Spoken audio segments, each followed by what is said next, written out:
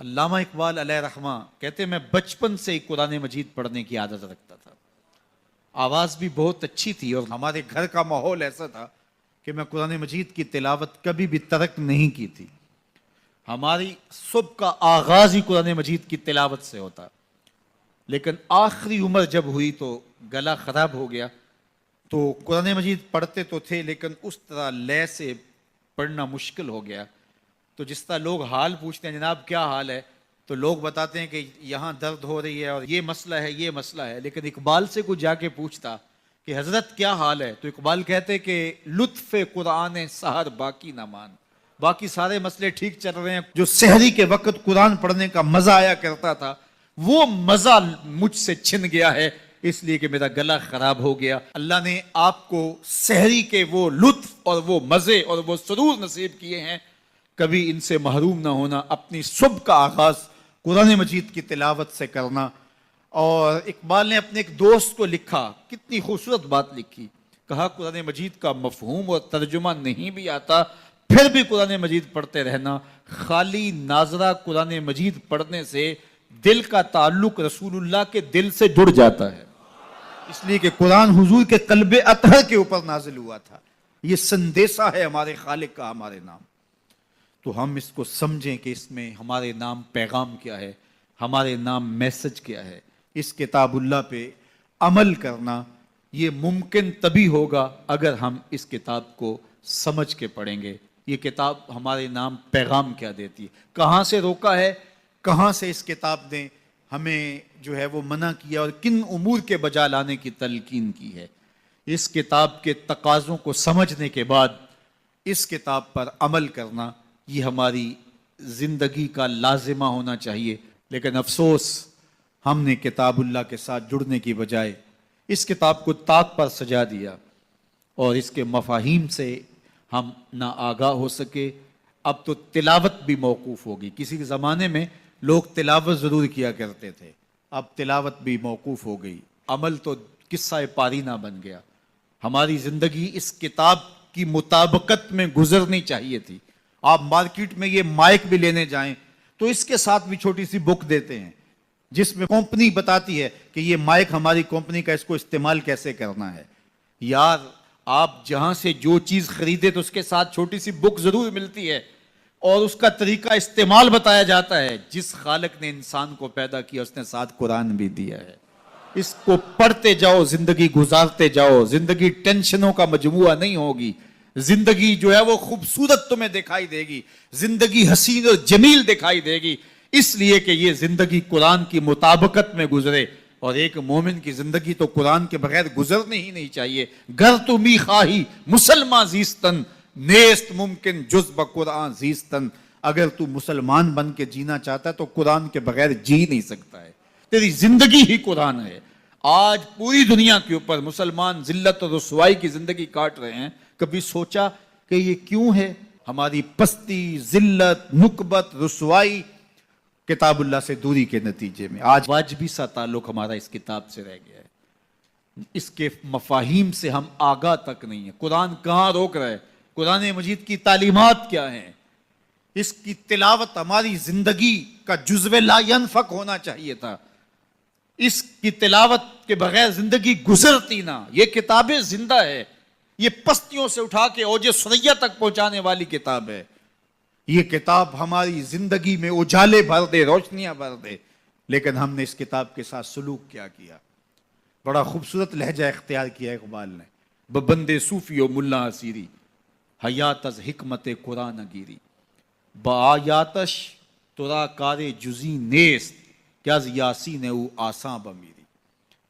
اللہ اکبر. اقبال کہتے ہیں کہ اس دور کے صوفی نے اور اس دور کے ملا نے تیرے ساتھ زیادتی کی. تو پھنس گیا ان کے پھندے میں. صوفی نے بھی تجھے اور سمت لگا دیا اور مولوی نے بھی تجھے اور سمت لگا دیا. جو منصب تھا صوفی و ملا کا, تجھے جس راستے پہ ڈالنا تھا اس راستے پہ انہوں نے تجھے نہیں ڈالا. اس کتاب سے تیری دل بستگی نہ ہو سکی. اس کتاب سے تیرا تعلق مضبوط نہ ہو سکا. قرآن سے تجھے صرف اتنا سروکار ہے کہ جب تیرے بوڑھے کی روح اٹکی تو تو سورہ یاسین لے کے بیٹھ گیا. کہ میں اس کی تلاوت کروں اور اس کی روح آسانی سے نکل جائے. وہ کہتے ہیں اس میں کوئی شک نہیں کہ اس کی روح آسانی سے نکلتی ہے. سورہ یاسین کا مرنے والے کو فائدہ پہنچتا ہے, مجھے اس پہ کوئی اعتراض نہیں ہے, لیکن کہتے ہیں مجھے افسوس اس بات سے ہے کہ اس قرآن سے بھی تو نے مرنا ہی سیکھا, کاش اس قرآن سے جینا سیکھ لیا ہوتا. یہ کتاب زندگی ہے, یہ کتاب حیات ہے, یہ مردہ قوموں کو اٹھا کے کہاں سے کہاں لے جاتی ہے, یہ پستیوں سے اٹھا کے بلندیوں تک لے جانے والی کتاب ہے. اس امت کے پاس اتنا بڑا نسخہ کیمیا ہو اور وہ در در رسوا ہو رہی ہو, تو اس کتاب سے دوری کے نتیجے کے اندر یہ سزا ہمیں کاٹنی پڑ رہی ہے. آئیے اس کتاب سے جڑے. جب لوگ پلٹ کے آ جاتے ہیں تو 2 فرشتے آتے ہیں, منکر نکیر ان کے نام ہیں, اور وہ اس کو بٹھا دیتے ہیں اور بٹھا کر کے اس سے 3 سوال پوچھتے ہیں. پہلا سوال یہ ہوتا ہے من ربک, تیرا رب کون ہے؟ اب کوئی مانے یا نہ مانے, رب تو سب کا اللہ ہی ہے. اگر کوئی انکار بھی کرے تو اس کے باوجود اس کا رب کون ہے؟ اس کا رب اللہ ہے. تو دنیا کے اوپر کوئی اقرار کرے یا انکار کرے, لیکن نفس الامر میں حقیقت میں اس کا رب اللہ ہی ہے. یہ تو حقیقت ہے, یہ تو طے شدہ ہے. لیکن جو عقیدہ دنیا پہ رہا ہوگا وہی عقیدہ اس کے لہجے میں آئے گا. اگر اس نے عملاً رویتاً قولاً فعلاً اپنے اللہ کو اپنا رب مانا, رب کہتے ہیں کسی چیز کی تربیت اس کی استعداد ذاتیہ کے مطابق کرنے والا رب کہلاتا ہے. تو اللہ تعالیٰ جل شانہ ہم سب کا خالق بھی ہے, مالک بھی ہے, رازق بھی ہے, اور ہماری ضروریات کا وہ کفیل بھی ہے. وہ ہمارا رب ہے, اور صرف ہمارا رب ہی نہیں ہے, رب العالمین ہے, پورے جہانوں کا رب ہے, پوری کائنات کا رب ہے. خالق بھی سب کا وہی ہے اور رب بھی سب کا وہی ہے. جو اسے مانتا ہے اسے بھی رزق دیتا ہے, جو نہیں مانتا تو اس کے لیے بھی رزق کے دروازے بند نہیں کرتا. حضرت ابراہیم علیہ السلام کی عادت یہ تھی کہ جب تک کوئی مہمان نہیں آ جاتا تھا اتنی دیر تک کھانا نہیں کھاتے تھے. بھوک لگتی تو کوئی مہمان ڈھونڈتے تاکہ اس کے ساتھ بیٹھ کے کھانا کھاؤ. کھانا جتنا بھی مرغن اور جتنا بھی جو ہے وہ پرتکلف کیوں نہ ہو, اگر مہمان کے ساتھ کھایا جائے گا تو اس کا قیامت کے دن کوئی حساب نہیں ہوگا. تو مہمان کے ساتھ وہ کھانا کھایا کرتے تھے. مہمان اللہ کی رحمت ہوتا ہے. اچھا, وہ ایک دن مہمان ڈھونڈنے نکلے تو ایک بوڑھا شخص ملا تو اسے اپنے ساتھ گھر میں لے آئے, بٹھایا دسترخوان پہ. جب کھانے کا وقت آیا تو کہا کہ اللہ کے نام سے شروع کرو. اس نے کہا میں تو اللہ کا نام نہیں لوں گا, میں تو بتوں کا پجاری ہوں, بتوں کو پوجنے والا ہوں. حضرت ابراہیم علیہ السلام نے کہا کہ تیرے ساتھ میرا تعلق کوئی کاروباری, کوئی ذاتی, کوئی اور تو ہے نہیں. میں رب کے لیے ہی تو تجھے کھلا رہا ہوں, اور اگر تو رب کا نام ہی نہیں لے گا تو پھر میرا تیرا رشتہ کیا باقی بچتا ہے. اس نے کہا میں چند لقموں کے لیے اپنے بتوں سے بے وفائی نہیں کر سکتا.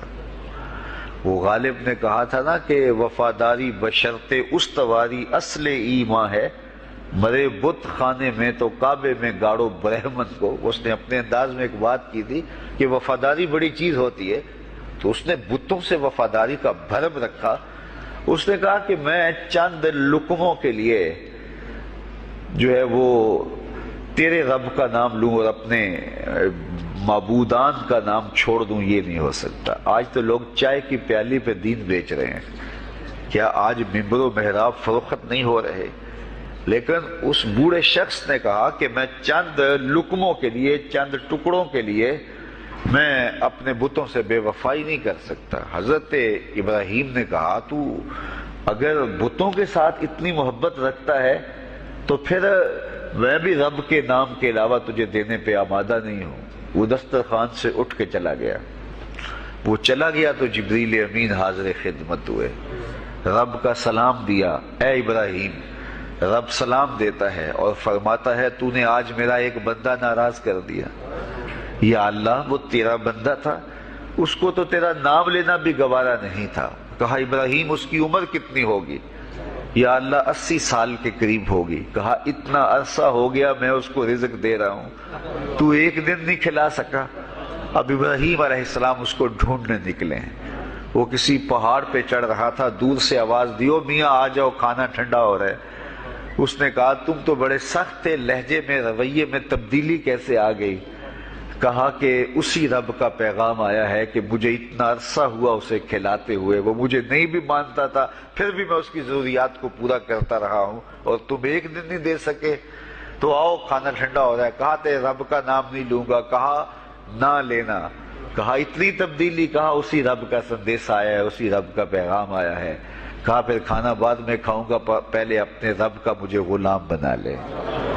تو کوئی مانے اس کو بھی دیتا ہے، کوئی نہ مانے اس کو بھی دیتا ہے، بلکہ دنیا کے اوپر کافروں کو زیادہ دیتا ہے. ایک روایت میں آتا ہے کہ اگر اہل ایمان کی دلجوئی کا لحاظ نہ ہو تو کافروں کے گھروں کی سیڑھیاں سونے اور چاندی کی ہوں، لیکن یہ کہیں گے ہمیں تو مار ہی دیا ہے. اور اقبال نے کہا تھا نا کہ کافر کو دیے حور و قصور اور مومن کے لیے فقط وعدہ حور. تو اس لیے ان کی دلجوئی ہے، ورنہ کافروں کو اتنا دور، چونکہ ان کا حصہ آخرت میں نہیں ہے، ان کا حصہ صرف دنیا ہے. دنیا پہ عیش کریں، دنیا پہ عیش و عشرت کی زندگی گزارے، دنیا ہی دنیا، آخرت میں ان کا کوئی حصہ نہیں. اور مومن کا آخرت میں حصہ ہے. اور دنیا کے اوپر جو تکلیفیں آتی ہیں ان تکلیفوں کا بدلہ اس کو قیامت کے دن دیا جائے گا. بلکہ صحیح حدیث میں آتا ہے کہ جب اہل بلا کو ان پر آنے والی مصیبتوں کا صلہ دیا جائے گا تو لوگ آرزو کریں گے کاش ہمارے بدن کو لوہے کی کینچیوں سے کاٹ دیا ہوتا، اور دنیا کے اوپر ہمیں بھی تکلیفیں، اذیتیں، آلام و مصائب آئے ہوتے. تو مومن جب اللہ کی طرف سے آنے والی کسی تکلیف کو خندہ پیشانی کے ساتھ قبول کرتا ہے اور اس پہ راضی رہتا ہے اور صبر کا دامن ہاتھ سے نہیں چھوڑتا، واویلا نہیں بچاتا، جزا فضا نہیں کرتا، تو اللہ تعالیٰ نے اس کے لیے اجر رکھا ہے. بلکہ رسول کریم نے ارشاد فرمایا مومن کے پاؤں میں جو کانٹا چبھے تو اللہ اس کا بھی مومن کو قیامت کے دن اجر عطا فرمائے. تو مومن کی زندگی جو ہے وہ بڑی خوبصورت زندگی ہے. تو دنیا کے اوپر جو اسے مانتا ہے اللہ اسے بھی عطا کرتا ہے، جو اس کا انکار کرتا ہے اللہ اسے بھی عطا کرتا ہے، اس لیے کہ اس کی شان ہے کہ وہ رب ہے اور وہ سب کا لحاظ کرتا ہے اور سب کی ضروریات کو پورا کرتا ہے. پھر ہر شخص کی ضروریات الگ الگ ہیں. میری ضرورت الگ ہے، آپ کی کوئی اور ضرورت ہوگی، اور سب کی ضرورت کا اس نے لحاظ رکھا ہوا ہے. پھر بہائم کی، چوپایوں کی، حشرات الارض کی، پرندوں کی مختلف ضروریات ہیں. اڑنے والوں پرندوں کی ضروریات الگ ہے، پانی کے جانوروں کی ضروریات الگ ہیں، اس طرح حشرات الارض کی ضروریات الگ ہیں اور درندوں کی ضروریات الگ ہیں. یہاں تو ہم ایک آدھ کلو گوشت ہو تو گھر کے سارے افراد اس سے گزارا کر لیتے ہیں، لیکن شیر کو اور چیتے کو جو ہے وہ منوں کے حساب سے روزانہ چاہیے. رب ان کو روزانہ فراہم کرتا ہے. یہ پنساری کے پاس جائیں، اگر آپ کو ڈاکٹر یا حکیم لکھ دے کہ یہ آپ کو خالص سچے موتی چاہیے، اس کی کوئی چیز آپ کو بنا کے دیں گے تو آپ ہزاروں لاکھوں روپے خرچ کرتے ہیں، پھر بھی بعض کا اعتماد نہیں ہوتا کہ یہ بالکل 1 نمبر ہے یا 2 نمبر. تو رتی ماشی اور تولوں کے اندر آپ ان کو خریدتے ہیں اور وہ بھی آپ کو گمان ہوتا ہے کہ پتہ نہیں خالص ہیں یا ناخالص. لیکن دنیا کے اوپر لاکھوں کروڑوں پرندے پائے جاتے ہیں، جانور پائے جاتے ہیں، ہنس، اور وہ کھاتا ہی سچے موتی ہے. صبح کو بھی، شام کو بھی، دوپہر کو بھی اللہ سب کو پیٹ بھر کے کھانے کے لیے عطا فرماتا ہے. تو جس کی جو ضرورت ہے وہ رب ہے، اس ضرورت کو پورا کرتا ہے. تو ہم اگر اللہ تعالیٰ کو رب مان لیں حقیقی معنوں کے اندر تو ہماری زندگی کی پریشانیاں، ہماری زندگی کے دکھ مٹ جاتے ہیں. مصیبتیں اس وقت آتی ہیں اور اس وقت پریشانی لگی رہتی ہے، دھڑکا لگا رہتا ہے کہ جب انسان جو ہے وہ سمجھتا ہے کہ میں ہی جو ہے وہ کچھ کرنے والا ہوں. وَمَا مِن دَابَّةٍ فِي الْأَرْضِ إِلَّا عَلَى اللَّهِ رِزْقُهَا، زمین پر چلنے والی، ریگنے والی کوئی چیز نہیں جس کا رزق اللہ کے ذمہ کرم پہ نہ ہو. تو جب انسان اس عقیدے کو اپنی روح میں، اپنے باطن میں اتار لیتا ہے تو پھر اس کی زندگی سوکھی ہو جاتی ہے کہ وہ میرا خالق بھی ہے اور وہ میرا رب بھی ہے. اور یہ یقین انسان کی زندگی کے اندر اعتماد، روشنیاں اور توکل بھر دیتا ہے. بلکہ ایک حدیث میں آیا کہ جس طرح توکل کرنے کا حق ہے اگر وہ تم ادا کرو تو اللہ تمہیں ایسے رزق عطا فرمائے جس طرح پرندوں کو عطا فرماتا ہے. وہ جب صبح نکلتے ہیں تو ان کے پیٹ خالی ہوتے ہیں اور انہیں پتہ نہیں ہوتا کہ کہاں سے رزق مل رہا ہے، اور جب وہ شام کو آتے ہیں تو ان کا پیٹ بھرا ہوا ہوتا ہے. بند توکل پنچھی اڑ دے خرچ نہ پلے زیرا ہو. سلطان باہو فرماتے ہیں کہ انہیں کوئی نہیں پتا ہوتا کہ فلاں جگہ پہ جانا ہے، لیکن کبھی ایسا نہیں ہوا کہ وہ بھوک سے مر گئے ہوں اور انہیں کچھ ملا نہ ہو، تو وہ خالی پیٹ کبھی نہیں آتے. وہ اللہ تعالیٰ ان کو رزق نصیب فرماتا ہے، وہ سب کا رب ہے. تو اگر ہم اپنے رویے سے، اپنے عمل سے، اپنے عقیدے سے واقعی اللہ کو رب مانتے ہیں تو پھر قبر میں جب سوال ہوگا من ربوں کا، تیرا رب کون ہے، تو پھر کبھی بھی جواب دیتے جھجک محسوس نہیں ہوگی. بندہ عرض کرے گا رب اللہ، میرا رب اللہ ہے. پھر اس کو بڑی مصیبت میں مبتلا کر دے. حضرت مولا کائنات کا ایک اور حکمت آمیز جملہ سماعت کیجیے. آپ فرماتے ہیں زندگی گزارنے کا گر اور طریقہ، فرماتے ہیں عزم الخالق اندکا یصغر المخلوق فی عینک. اگر تیری نظر میں خالق بڑا ہوگا تو پھر مخلوق چھوٹی ہو جائے. اگر اللہ کی عظمت کا تجھے لحاظ ہے کہ وہ بہت عظیم ہے تو پھر مخلوق کی پرواہ نہیں ہوگی. حضرت مولا کائنات رضی اللہ تعالیٰ عنہ فرماتے ہیں کہ ایک باندی کے ہاتھ کے اندر خنزیر کی انتڑیاں ہوں، میں دنیا کو اتنی نظر سے بھی نہیں دیکھتا.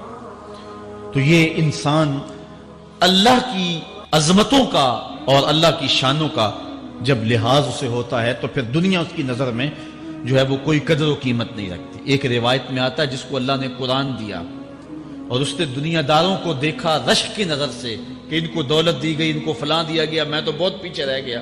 قد حقر ما آتاہ اللہ، اس نے اللہ کی عطا کو حقیر جانا. وہ میاں انہیں دولت دی گئی ہے، رب نے تجھے اپنا قرآن عطا کیا تو پھر جو ہے وہ تو حقیر تو نہیں ہے، تجھے تو اعلیٰ چیز عطا کر دی گئی ہے. تو جس نے اللہ کی عظمت اور خالق کی عظمت کا اقرار کیا پھر مخلوق اس کی نظر میں کوئی حیثیت نہیں رکھتی ہے. کن فی الفتنۃ کابن اللبون لا زہر فیرکب ولا درع فیحلب. جب فتنے دنیا پہ پھیل جائیں تو مولا کائنات نصیحت کرتے ہیں پھر زندگی کیسے گزارنا. یہ دور بھی فتنوں کا دور ہے. حضرت مولا کائنات فرماتے ہیں جب فتنے معاشرے میں پھیل جائیں تو پھر اونٹ کے 2 سالہ بچے کی طرح ہو جا کہ اگر لوگ اس پہ سواری کرنا چاہیں تو وہ سواری کے قابل نہ ہو، اور لوگ اگر اس کا دودھ دونا چاہیں تو وہ دودھ نہ دے. یعنی وہ فتنے کو کسی طرح سے بھی تقویت نہ دے، اس طرح کا ہو جا جس طرح اونٹنی کا 2 سال کا بچہ ہوتا ہے.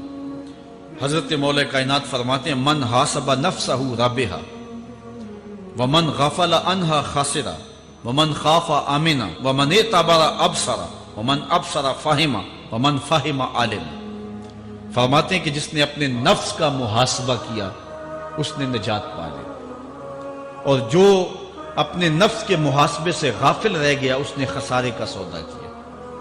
جو اللہ سے ڈرا وہ امن پا گیا، اور جس نے زندگی سے عبرت حاصل کی اس کی آنکھوں میں روشنی آ گئی، بصیرت کا اسے نور مل گیا، اور جسے بصیرت کا نور مل گیا وہ فہم و فراست کی دولت سے مالا مال ہو گیا. ومن فہم عالما، اور جس کو فہم مل گیا وہی شخص عالم بن گیا. مختلف سیغے یاد کرنے سے عالم نہیں بنتا، فہم و فراست کا نور اگر مل جائے تو یہ ہے علم کا جمال. آخرت کی فکر رکھنے والا عالم. بلکہ مولا کائنات فرماتے ہیں العلم علمان مطبوع و مسموع. علم 2 علم ہے، ایک وہ ہے جو من میں راسخ ہو اور ایک وہ ہے جو کانوں تک رہتا.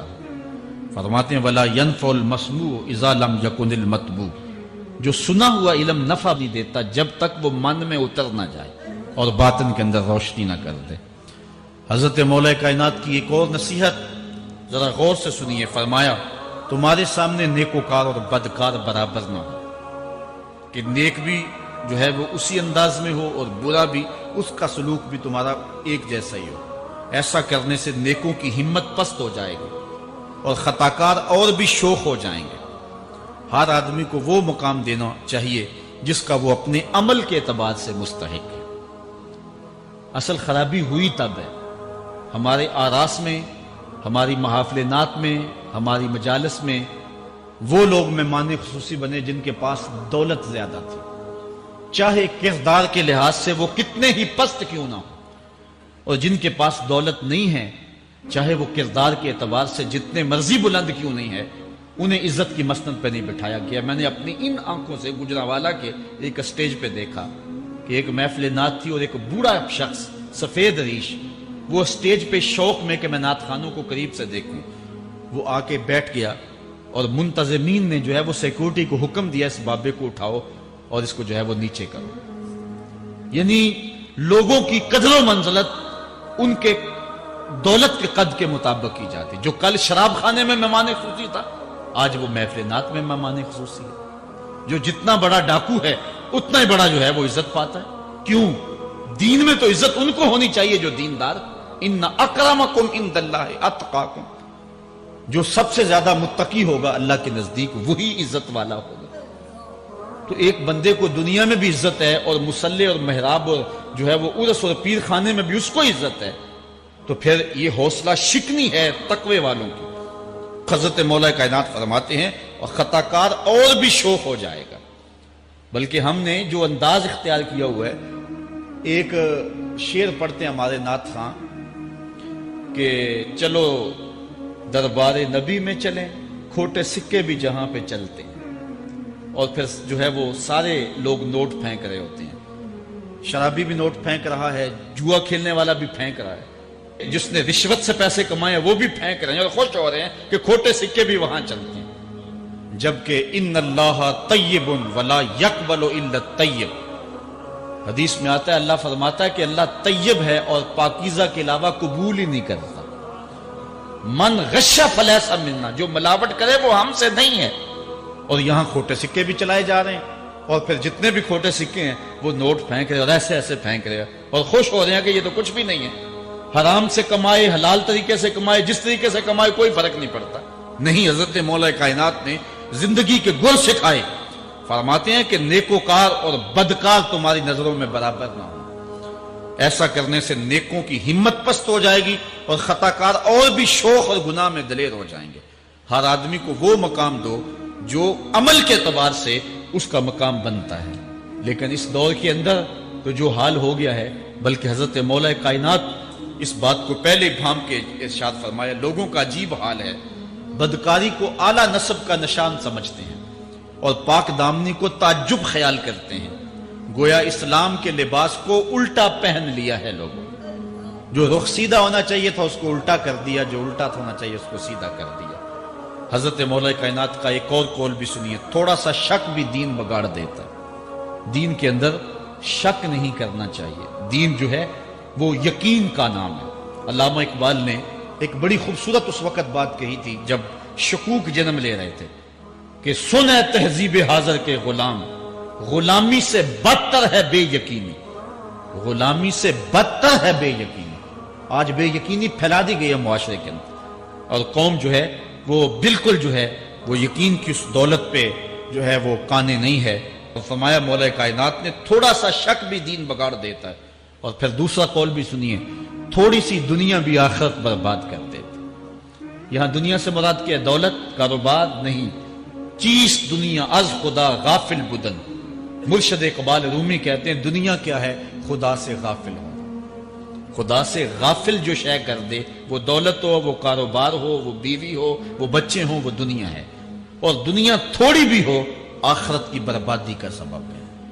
حضرت مولا کائنات فرماتے ہیں پرہیزگاری کے سوا علم درست نہیں ہوتا اور طمع کی موجودگی میں دین سلامت نہیں رہ سکتا۔ اگر میرے اندر لالچ ہے تو میں یہاں ممبر پہ بیٹھ کے حق نہیں بول سکتا۔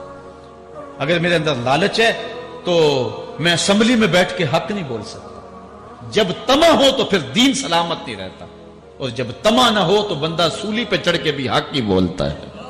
دوواں گلاں وچوں 10 درویشا، میرے حضور کی بالعالم فرماتے ہیں، دوواں گلاں وچوں 10 درویشا، تینوں کیڑی گل قبولی، عالم اوپر ممبر بولے عاشق اوپر سولی. جب تک تھوڑی تما بھی انسان کے اندر ہے تو بندہ پھر اس کا دین سلامت نہیں رہ سکتا. دین سلامت.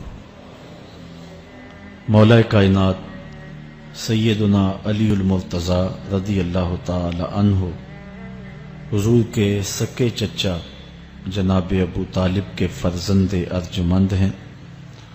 عمر میں حضور سے 30 سال چھوٹے ہیں.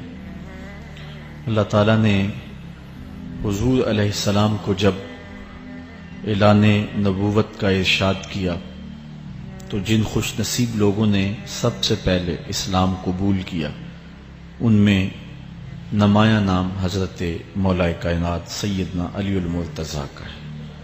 اس وقت ان کی عمر صرف 10 سال تھی. بچوں میں سب سے پہلے اسلام قبول کرنے کا شرف انہیں نصیب ہوا. آقا کریم علیہ السلام کے چچا زاد بھائی تھے، لیکن ایک موقع پہ حضور نے ان کو ارشاد کیا انت اخی فی الدنیا والآخرہ، اے علی تو میرا دنیا میں بھی بھائی ہے اور آخرت میں بھی بھائی ہے.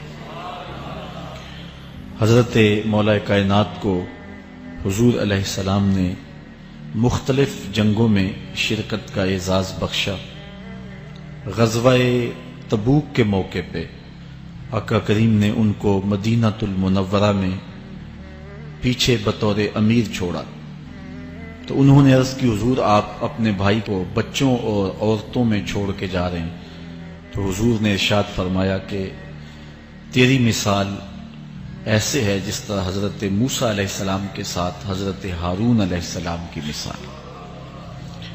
حضرت مولا کائنات کو حضور نے یمن کا حاکم اور امیر بنا کر بھی بھیجا تھا اور ان کے ساتھ رشتے کی گہرائی یہاں تک ہی نہ رہی بلکہ حضور نے اپنی لاڈلی صاحبزادی حضرت سیدہ فاطمہ الزہرا رضی اللہ تعالی عنہا کا نکاح بھی حضرت علی المرتضی سے ہی کیا. ہجرت کی رات اپنے بستر پہ انہیں لٹایا. آقا کریم علیہ السلام نے ان کے لیے بہت سارے اعزازات قائم کیے اور ان کے فضل و شرف میں بہت ساری احادیث ہیں جو کتب احادیث میں موجود ہیں. حضرت زیر بن حبیش رضی اللہ تعالی عنہ روایت کرتے ہیں کہ میں نے مولا کائنات سیدنا علی المرتضی سے سنا.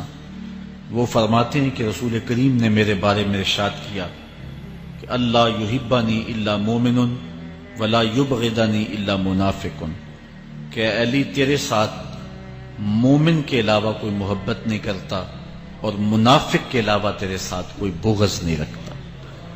حضرت علی المرتضی فرماتے ہیں کہ اگر میں کسی مومن کی ناک پر تلوار بھی ماروں تو وہ میرے ساتھ بغض نہیں رکھ سکتا، اس لیے کہ میرے رسول نے فرمایا. اور اگر میں کسی منافق کے سامنے دنیا کے سارے خزانے ڈھیر کر دوں وہ میرے سے پھر بھی محبت نہیں کر سکتا. حضرت مولا کائنات رضی اللہ تعالی عنہ اللہ اور اس کے رسول کے محبوب تھے. غزوہ خیبر کے موقع پہ حضور نے ارشاد فرمایا، حضرت سہل بن سعد سے روایت مروی ہے، لَأُعْطِيَنَّ هَذِهِ الرَّايَةَ غَدًا رَجُلًا يَفْتَحُ اللَّهُ عَلَى يَدَيْهِ يُحِبُّ اللَّهَ وَرَسُولَهُ وَيُحِبُّهُ اللَّهُ وَرَسُولُهُ. فرمایا کہ یہ کل میں اس شخص کے ہاتھ میں پرچم دوں گا کہ جو اللہ اس کے رسول سے پیار کرتا ہے اور اللہ اس کا رسول اس سے پیار کرتے ہیں، اور اللہ اس کے ہاتھوں سے فتح عطا کرے گا. کہتے ہیں اگلے دن ہر شخص کے سینے میں دل مچل رہا تھا کہ حضور ہمارا انتخاب کریں اور جھنڈا ہمیں عطا کر دیں. لیکن فرماتے ہیں کہ حضور نے ارشاد فرمایا، این علی ابن ابی طالب، علی بن ابی طالب کہاں ہے؟ تو ہم نے عرض کی کہ حضور ان کی آنکھوں میں آشوب ہے. فرمایا انہیں بلاؤ. بلایا گیا تو حضور نے اپنا لعاب دہن مولا علی کی آنکھوں میں لگا دیا. بیماری دور ہو گئی اور پھر حضور نے ان کے ہاتھ میں جھنڈا دیا اور اللہ نے اسی دن ان کے ہاتھوں میں فتح عطا فرما دی. حضرت زید بن ارقم رضی اللہ تعالی عنہ سے روایت مروی ہے. اس کو تھوڑے سے الفاظ کے فرق کے ساتھ حضرت برا بن عازب نے بھی روایت کیا. ترمذی میں یہ حدیث ہے اور یہ کسی ایک صحابی سے مروی نہیں ہے اس حدیث کی شہادت 30 صحابہ نے دی ہے۔ بعض علماء نے لکھا ہے کہ یہ حد تواتر تک پہنچتی ہے، اور یہ صحیح ترین حدیث ہے۔ 30 صحابہ نے یہ حدیث حضور علیہ السلام سے سنی اور اس کی گواہی دی۔ حضرت زید بن ارقم رضی اللہ تعالیٰ عنہ روایت کرتے ہیں کہ حضور نے ارشاد فرمایا، من کنت مولا ہو فعلی مولا، جس کا میں مولا ہوں اس کا علی مولا ہے۔ حضرت عمران بن حسین روایت کرتے ہیں کہ حضور نے مولا کائنات سیدنا علی المرتضیٰ کے بارے میں ارشاد کیا، ان علی منی وانا منہ فہو ولی کل مومن، علی مجھ سے ہے اور میں علی سے ہوں، اور وہ ہر مومن کا ولی ہے۔ حضرت ام سلمہ کہتی ہیں کہ میں نے حضور سے سنا، ارشاد فرماتے تھے، لا یحب علی منافق ولا یبغضہ مومن، علی سے منافق پیار نہیں کرتا اور مومن بغض نہیں رکھتا۔ اور ایک حدیث میں حضور نے فرمایا، من سب علی فقد سبنی، جس نے علی کو گالی دی اس نے مجھے گالی دی۔ حضرت مولا کائنات رضی اللہ تعالی عنہ کے حوالے سے ایک فرمان سن لیجئے اور میں اپنے مضمون کی طرف آتا ہوں۔ حضرت مولا کائنات کی ذات کو حضور نے معیار بنایا۔ مسند امام احمد بن حنبل میں روایت ہے، مشکات میں روایت ہے، نہج البلاغہ میں اور باقی کتابوں میں، کہ حضرت علی المرتضیٰ فرماتے ہیں کہ حضور نے مجھے دیکھ کر کے کہا کہ اے علی، تیری مثال حضرت عیسیٰ علیہ السلام کی ہے کہ ان کی وجہ سے ان کے معاملے میں آ کے 2 لوگ برباد ہوئے۔ ایک وہ لوگ جنہوں نے اتنی محبت کی کہ ان کو ابن اللہ، اللہ کا بیٹا کہہ دیا، وہ بھی برباد ہو گئے، اور دوسرا گروہ وہ کہ جنہوں نے ان کے ساتھ بغض رکھا اور ان کی ماں پہ تہمت لگائی، وہ بھی برباد ہو گئے۔ حضور نے یہ ارشاد کر کے فرمایا، حضرت علی فرماتے ہیں کہ حضور نے کہا، یہلک فی رجلان محب مفرط یکرزنی بما لیس فی، اے علی تیرے معاملے میں بھی 2 لوگ بربادی میں مبتلا ہوں گے۔ ایک وہ لوگ جو اتنا پیار کریں گے کہ وہ کہیں گے جو تو نہیں ہوگا، اور دوسرے ومبغض یحملہ شنآنی علی ان یبہتنی، اور دوسرے وہ جو تیرے ساتھ بغض رکھیں گے اور بربادی کے راستے پہ چلیں گے۔ تو دونوں گروہ جو ہیں وہ بربادی کی راہوں کے مسافر ہو گئے۔ ایک نے محبت کی اور اس قدر محبت کی کہ وہ کہا جو حضرت علی نہیں تھے۔ حضرت مولا کائنات کے زمانے میں کچھ لوگ آپ کی دہلیز پہ آئے اور کہا، یا علی انت ربنا انت خالقنا انت الہنا، اے علی تم ہمارے رب ہو، تم ہمارے خالق ہو، تم ہمارے معبود ہو۔ تو حضرت علی المرتضیٰ نے فرمایا کہ استغفر اللہ، اللہ تعالیٰ جل شانہ ہی خالق ہے اور وہی مالک ہے اور وہی معبود برحق ہے۔ انہوں نے پھر یہ بات کہی، تو جب تیسری مرتبہ کہا تو حضرت علی نے ان کی گردنیں کاٹ دی۔ تو یہ آج بھی لوگ موجود ہیں ہمارے ملک میں، ہمارے ضلع میں لوگ ہیں جو علی اللہ کا نعرہ لگاتے ہیں، اور یہ بدترین لوگ ہیں اور معاشرے کی تلچھٹ ہیں، اور یہ محبت میں گمراہ ہو گئے اور انہوں نے حضرت علی المرتضیٰ کو خدا اور الہ کہہ دیا۔ دوسرا طبقہ ہے جو حضرت علی المرتضیٰ کو الہ اور خدا تو نہیں کہتا، لیکن انہیں نبیوں سے افضل مانتا ہے۔ بلکہ شیخ محدث دہلوی علیہ رحمہ نے تحفہ اثنا عشریہ میں باقاعدہ اس قول کو بیان کر کے اس کی تردید کی ہے کہ جو ایک طبقے کا خیال ہے کہ حضرت جبرائیل علیہ السلام کو نبوت دینے میں غلطی لگ گئی تھی، وہ دینی تھی حضرت علی کو اور دے گئے حضور کو، تو آپ نے اس کا رد کیا ہے۔ ایک طبقہ نبیوں سے حضرت علی المرتضیٰ رضی اللہ تعالیٰ عنہ کو افضل مانتا ہے، اور یہ طبقہ بہت سارا پایا جاتا ہے۔ میں نے اپنے ان کانوں سے جو ہے یہ باتیں سنی ہوئی ہیں، اور آپ نے بھی سنی ہوئی ہوں گی کہ نبیوں سے حضرت مولا کائنات کو افضل مانتے ہیں، اور یہ بھی گمراہوں کا ٹولہ ہے۔ تیسرا طبقہ وہ ہے جو نبیوں سے افضل تو نہیں مانتا لیکن معصوم مانتا ہے، یہ گمان کر